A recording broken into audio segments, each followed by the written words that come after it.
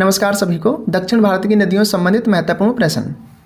तो पहला है, निम्नलिखित में से कौन दक्षिण भारत की सबसे लंबी नदी है? तो इसका सही उत्तर हो जाएगा ऑप्शन बी, गोदावरी नदी। आपको बता दें कि दक्षिण भारत की सबसे लंबी तथा भारत की दूसरी सबसे लंबी नदी गोदावरी नदी है, जो कि 1465 किलोमीटर है। इसलिए इसे दक्षिण भारत की गंगा भी कहा जाता है। ये क्वेश्चन स्पेशली पूछा गया है कि निम्नलिखित में से किस नदी को दक्षिण भारत की गंगा के रूप में या फिर दक्षिण भारत की गंगा भी कहा जाता है? तो ये गोदावरी नदी को। और इसका सर्वाधिक भाग महाराष्ट्र में है, जो कि 44% भाग है। और आपको बता दें कि नासिक में कुंभ का मेला गोदावरी नदी के तट पर ही लगता है। आपको पता होगा कि कुंभ का मेला भारत में कुल 4 स्थानों पर लगता है, नासिक, उज्जैन, हरिद्वार और प्रयागराज में। नेक्स्ट है, भारत की किस नदी को वृद्ध गंगा अथवा ओल्ड गंगा के नाम से भी जाना जाता है? तो इसका सही उत्तर हो जाएगा ऑप्शन बी, गोदावरी नदी को। और ये प्रश्न आपके एग्जाम में पूछा जा चुका है कि दमन गंगा किस नदी का प्राचीन नाम है? तो ये गोदावरी नदी का आपको याद रखना है। अब आप गोदावरी नदी के नाम एक बार फिर सुन लीजिए। दमन गंगा, दक्षिण भारत की गंगा और वृद्ध गंगा, तीनों ये नाम गोदावरी नदी के उपनाम हैं। आप चाहें तो इनको नोट डाउन कर सकते हैं। नेक्स्ट है, भारत की वह सबसे लंबी नदी कौन सी है जिसका उद्गम और मुहाना दोनों भारतीय क्षेत्र में है? तो सही उत्तर हो जाएगा ऑप्शन बी, गोदावरी नदी। आपको बता दें कि गोदावरी नदी का उद्गम स्थल नासिक जिला महाराष्ट्र के गांव त्रियंबक की पहाड़ी से है। सीधा सीधा कहें तो महाराष्ट्र राज्य इसका उद्गम क्षेत्र है तथा इसका मुहाना बंगाल की खाड़ी में है। लेकिन कुछ लोगों का मानना है कि गंगा नदी भारत में ही उद्गम होती है और भारत में ही उसका मुहाना है, यानी कि एंड हो जाता है। लेकिन आपको बता दें कि गंगा नदी फरक्का नामक स्थान पर हुगली और भागीरथी 2 भागों में बंट जाती है। हुगली अपना जल बंगाल की खाड़ी में गिरा देती है, लेकिन भागीरथी बांग्लादेश में प्रवेश कर जाती है, जहाँ उसे पद्मा नाम से जाना जाता है। और फिर वह ब्रह्मपुत्र नदी के साथ मिलकर विश्व के सबसे बड़े डेल्टे सुंदरबन डेल्टे का निर्माण करती है और फिर वो बंगाल की खाड़ी में जाकर के अपना जल गिरा देती हैं। ये छोटे छोटे फैक्ट आपको पता होने चाहिए, क्योंकि उत्तर भारत की नदियां पढ़ाते टाइम हमने आपको ये सारी चीज़ें बताई थीं और वो क्वेश्चन हम आपको इसी वीडियो के डिस्क्रिप्शन बॉक्स में हमारे यूट्यूब चैनल शिक्षा मेरे दोस्त पर प्रोवाइड करा देंगे। आप जाकर के उन प्रश्नों को पढ़ सकते हैं, इंपॉर्टेंट क्वेश्चन है। नेक्स्ट है, वेनगंगा और पेनगंगा किसकी सहायक नदियाँ हैं? तो इसका सही उत्तर हो जाएगा ऑप्शन डी, गोदावरी नदी की। गोदावरी की कुछ सहायक नदियां प्राणहिता, वेनगंगा, पेनगंगा, इंद्रावती, मंजिरा, सबरी और पूर्णा हैं। आप चाहें तो इनको नोट डाउन कर लीजिए, क्योंकि यहाँ से भी प्रश्न एग्जाम में पूछा जाता है। अगला है, निम्नलिखित में से कौन सी नदियां भ्रंश घाटी से होकर बहती हैं? तो इसका सही उत्तर हो जाएगा ऑप्शन सी, नर्मदा और ताप्ती नदी भ्रंश घाटी से होकर बहती हैं। ये प्रश्न कई बार एग्जाम में पूछा गया है और इन 2 नदियों से आपके एग्जाम में कई बार प्रश्न घुमा फिरा के पूछा गया है। जैसे इन पश्चिम वाहिनी नदियों में से कौन 2 पर्वत श्रेणियों के बीच बहती है? तो ये नर्मदा नदी बहती है। अगला प्रश्न पूछा गया है, निम्न में से कौन सी नदी रिफ्ट अथवा भ्रंश घाटी से होकर बहती है? तो नर्मदा नदी। आपको बता दें कि ताप्ती और नर्मदा दोनों ही रिफ्ट घाटी से यानी भ्रंश घाटी से होकर बहती हैं। आपको नर्मदा नदी के बारे में बता दें कि इसका उद्गम स्थल विंध्याचल पर्वत श्रेणियों में स्थित मध्य प्रदेश के अनूप जिले के अमरकंटक नामक स्थान से है। ज़्यादातर एग्जाम में अमरकंटक ही लिखा आता है और ये मध्य प्रदेश जिले में है, इतना याद रखना। यह विंध्याचल और सतपुड़ा के बीच भ्रंश घाटी से होकर बहती है। तो आपको पता चल चुका होगा कि नर्मदा नदी के ऊपर विंध्याचल पर्वत श्रेणी है और नीचे सतपुड़ा पर्वत श्रेणी है। और यह नदी मध्य प्रदेश, महाराष्ट्र और गुजरात में पूर्व से पश्चिम की ओर बहती है। और नर्मदा नदी पर जबलपुर में, जो कि मध्य प्रदेश में है, धुआंधार जलप्रपात बना हुआ है। यह क्षेत्र संगमरमर की चट्टानों के लिए प्रसिद्ध है। आपको याद रखना है कि धुआंधार जलप्रपात कहाँ है? जबलपुर में, जो कि मध्य प्रदेश राज्य में है और यह नर्मदा नदी पर बना हुआ है। इसकी लंबाई 1057 किलोमीटर है और इसका मुहाना खंबात की खाड़ी में है। इतनी जानकारी आपको फैक्चुअल तौर पर पता होना चाहिए। नेक्स्ट है, तवा नदी किसकी सहायक नदी है? तो सही उत्तर हो जाएगा ऑप्शन ए, नर्मदा नदी की। नर्मदा नदी की कुछ अन्य सहायक नदियां हैं, जैसे हिरन नदी, उरी नदी, शेर नदी, शक्कर नदी, दूधी नदी, तवा नदी, देवना नदी अथवा मालिनी। आपको जो इंपॉर्टेंट लगे उसको आप नोट डाउन कर लीजिए। नेक्स्ट है, निम्नलिखित में से कौन सी नदी ज्वार नदमुख का निर्माण करती है? आंसर दीजिए, यह प्रश्न आपके एग्जाम में पूछा जा चुका है। तो इसका सही उत्तर हो जाएगा ऑप्शन ए, नर्मदा नदी। आपको ज्वार नदमुख के बारे में बता दें, भ्रंश घाटी से बहने के कारण नदी काफ़ी स्पीड में आती है और मुहाने पर डेल्टे का निर्माण नहीं कर पाती, जितना भी अवसाद होता है उसे सीधा समुद्र में गिरा देती है और ज्वार नदमुख का निर्माण करती है। नेक्स्ट है, निम्नलिखित में से कौन सी दो नदियां अरब सागर में जाकर गिरती हैं? तो सही उत्तर हो जाएगा ऑप्शन डी, नर्मदा और ताप्ती नदी। इसी प्रकार से आपके एग्जाम में और प्रश्न पूछे गए हैं, जैसे इनमें से कौन सी नदी पश्चिम की ओर बहते हुए अरब सागर में प्रवेश करती है? तो ये नर्मदा नदी है।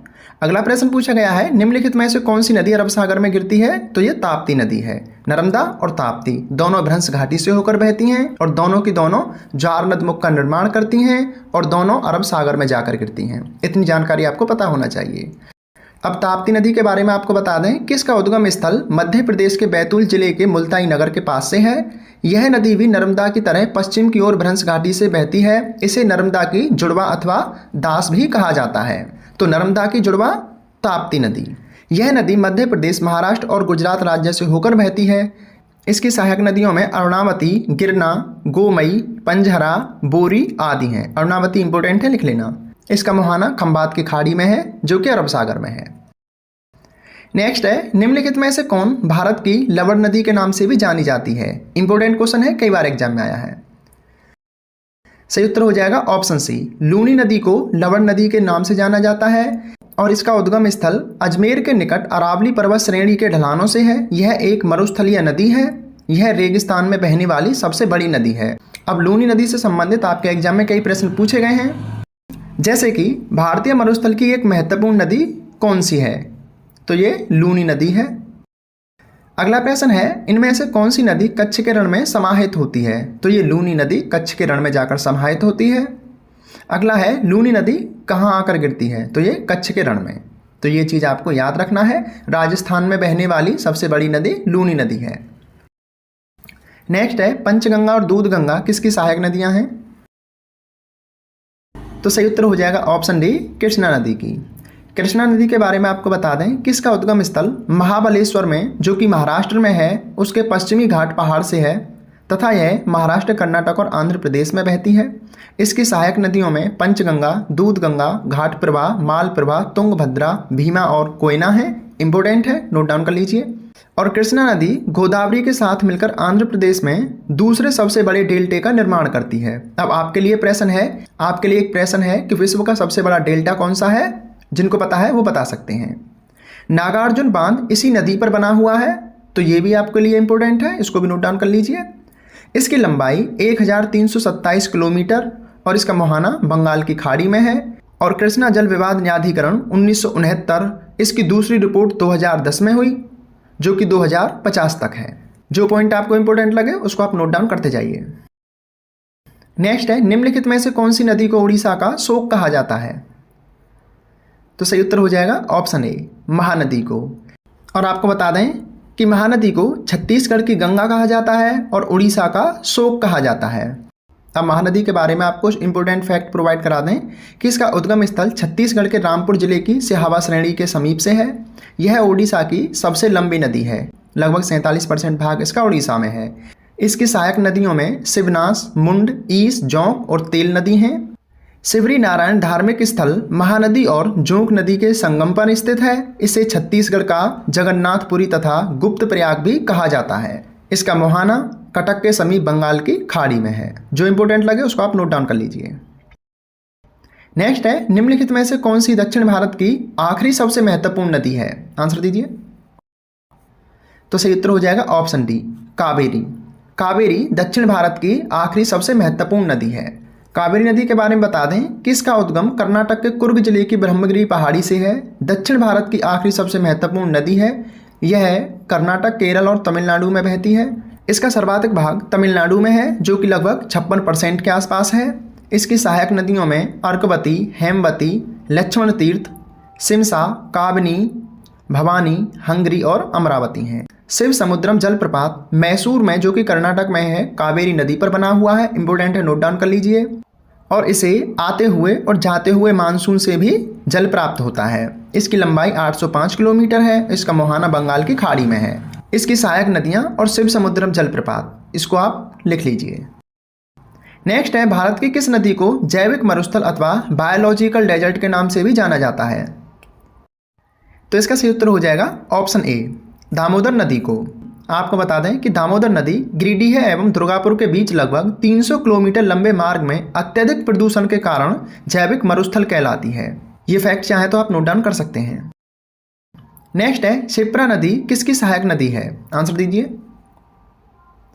तो सही उत्तर हो जाएगा ऑप्शन ए, चंबल नदी की।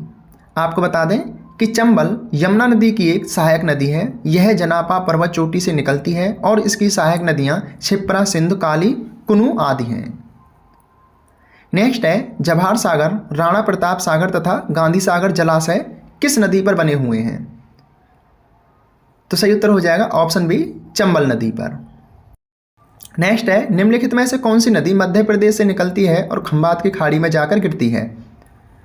तो सही उत्तर हो जाएगा ऑप्शन सी, माही नदी। यह विंध्याचल पर्वत श्रेणी से निकलती है। नेक्स्ट है, साबरमती नदी किस शहर के किनारे बहती है? सही उत्तर हो जाएगा अहमदाबाद। यह प्रश्न भी आया हुआ है कि अहमदाबाद किस नदी के किनारे पर स्थित है? तो यह साबरमती नदी के किनारे। नेक्स्ट है, बोरो और फैनाल नामक नदियां निम्नलिखित में से किस नदी की सहायक नदी हैं? तो सही उत्तर हो जाएगा ऑप्शन ए, दामोदर नदी की। तो दामोदर नदी की सहायक नदियों में आप बोरो और फैनाल को भी लिख लीजिए। अगला एक इंपॉर्टेंट फैक्ट है, 3 दिशाओं से प्रवाहित होने वाली नदियों का क्षेत्र अमरकंटक है। इसमें सोन नदी उत्तर की ओर बहती है, महानदी पूर्व की ओर बहती है जो कि बंगाल की खाड़ी में गिरती है, और नर्मदा नदी पश्चिम की ओर बहती है जो कि अरब सागर में गिरती है।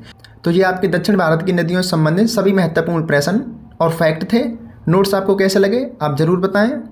और उत्तर भारत की सभी नदियों से संबंधित महत्वपूर्ण प्रश्न हमने आपको प्रोवाइड करा दिए हैं। इसी वीडियो के डिस्क्रिप्शन बॉक्स में हमारे यूट्यूब चैनल शिक्षा मेरे दोस्त पर मिल जाएंगे। आप जाकर के पढ़िए, अच्छी तैयारी कीजिए। किसी नोट्स PDF फाइल की आवश्यकता है तो बता दीजिए, हम आपको free of cost WhatsApp group में या टेलीग्राम पर प्रोवाइड करा देंगे। अगर अभी तक आप हमसे नहीं जुड़े हैं तो जुड़ जाइए। हमारे यूट्यूब चैनल शिक्षा मेरे दोस्त को सब्सक्राइब कीजिए, पेज को फॉलो कर लीजिए ताकि आने वाले नोट्स और वीडियो आप तक लगातार जरूर पहुँचते रहें। धन्यवाद, पढ़ते रहिए, अच्छी तैयारी कीजिए।